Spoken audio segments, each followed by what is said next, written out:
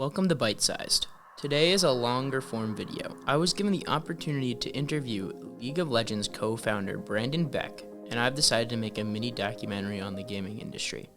Video games have been an exponentially growing industry. Tennis for Two was the first video game which came out in 1958, and in only 66 years, this space has evolved so much where we have games like Helldivers 2 being developed. The industry and the tech has grown so much in such little time, it is fascinating. With that, games have come and gone, just like the tech they used. However, many have withstood the test of time and have adapted and updated to the tech. An example of this is League of Legends. League has been out since 2009 and still stays as a top game. It, along with others, have had a good system in order to stay up to date. Every year, they have a new season, where they revamp a huge part of the game and make many, many changes. This is great because it makes the game feel different and new every year, keeping players, and it allows them to keep up with modern technology. Whether through the years it was a massive corporation or a small indie company, they all started creating a game because an idea came to their mind.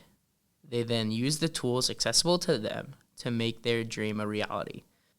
However, the gaming industry is everything but that. With tech growing so fast, so are people's ideas, many being too advanced for the time, so they need to come up with creative ways to do what they want, as well as other problems that might occur along the way. But the way these gaming companies get so big is they figure out ways through the problems and using that to their advantage. Brandon Beck, like many, had a passion for games since growing up, playing games like World of Warcraft 3, which was his and the other co-founder Mark Merrill's inspiration for League, which we will get into later.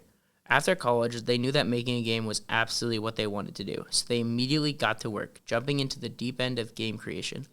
Not having a ton of knowledge on game creation, it wasn't the easiest thing in the beginning, but they worked hard to learn and they tried getting a team to help. With many indie companies, there's a lot of inherent risk, which is known. With that, many experienced people did not want to take the risk on those kinds of projects. Brandon and Mark knew this going in, and so when they looked for team members, they realized they would get people just like them, not the most experienced, but wanted to get into the industry. With that, they kept going on, but now with a team, they were able to learn and grow easier, and having more people is always helpful. The reason many indie projects have the risk is because they are typically brand new ideas, and they don't have access to the tech they need, whether that's because of money or just the tech isn't around. For League, this was no different. They got their idea from a mod from World of Warcraft called Dota. Also a new idea with a game doesn't always have to be tech or software related. It can also be the style, which can also scare people and make it feel risky. But the way to grow in the gaming industry is to go against the norm, which League was trying to do. At the time, the standard was paying for a game, but they wanted League to be free to play, but you can buy cosmetics.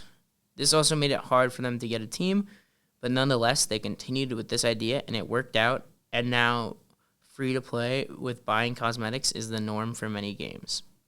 What also added complexity to their idea is a lot of what they wanted/needed was not easy to get/didn't exist, and they needed to come up with ways to make it work.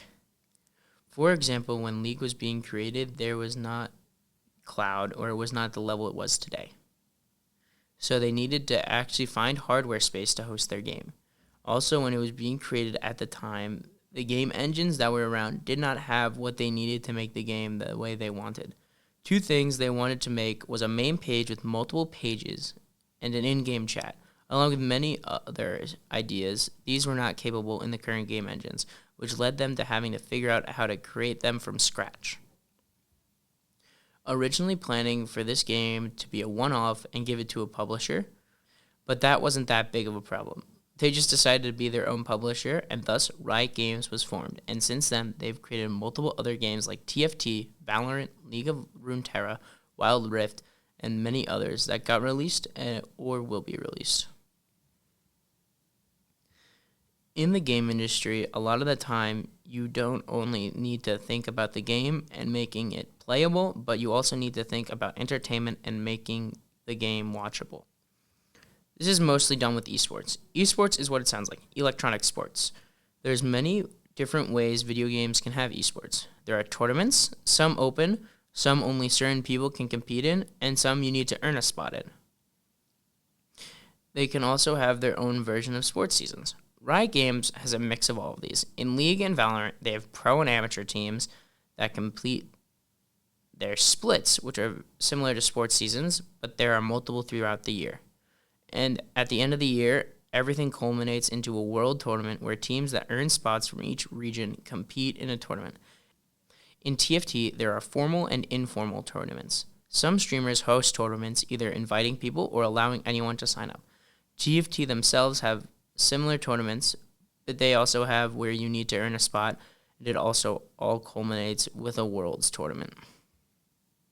Going to more specifics with Riot. When thinking of the game both in playstyle and entertainment, they wanted it to feel more like sports. Like after there being 1,000 basketball games, people still play and watch. They wanted League to be the same, where it's all the same thing, but there's so much variety that each could be so different. Like many other games, especially those who go into esports, they started off with leaderboards and ranked mode in League. In 2011, they hosted the first tournament at DreamHack in Sweden.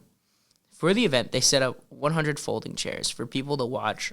Unfortunately, they didn't get filled up, but the viewership for the first tournament was impressive. This was the start of streaming services, and places like Twitch were really booming, and so they decided to stream the tournament on Twitch. On Twitch, it amassed over 1 million viewers. After getting a feel at the tournament, they realized they wanted to host all future tournaments in an arena, and this tournament proved to them that they could. They have kept them in arenas ever since. That DreamHack tournament then turned into a yearly tournament, and it has grown exponentially. Just like professional sports are to sports, esports is just a completely different level and play style compared to regular play. And for both, that just makes it all the better to watch. While for professional sports, it's like because of the difference, there are different rules. This can even be seen at the professional level with like NBA rules being different from Olympic basketball rules. For games, it's a little different. There aren't rules. They have different play styles, which in League means they play different champions than are played in regular play, which for game developers, that means they have to keep the two different play sets in mind because they have to think how changing a champion will affect it in pro play and regular play. If a champion isn't good in regular play, they might try to make them better, but if that champion is already good in pro play, they might not because then it would become too overpowered. Also, with how esports make the game industry think differently, especially to the level it has gotten where the fan bases is so huge. For example, the Worlds tournament had a peak viewership last year of 6.4 million. Also, it's so big that players have had legacies set in stone. If you ask almost any League player, they will have heard the name Faker. If you ask any Valorant player, they will have probably heard the name Tens. With legacies like these and growing fan bases, these give the industry a cosmetic focus to allow players to show which team they support. In Valorant, they have special bundles for each team with skins and spray emotes. In League, they have skins for champions as well as emotes. And going back to the Worlds tournament, something cool League does is with the winner of Worlds, they allow each player to pick a champion which they played to get a skin to showcase them winning Worlds. That is also a whole other part of the gaming industry, cosmetics and design. Those are also a huge part of the game beyond just the creation of the game, but making it look good and updating it to make it look better.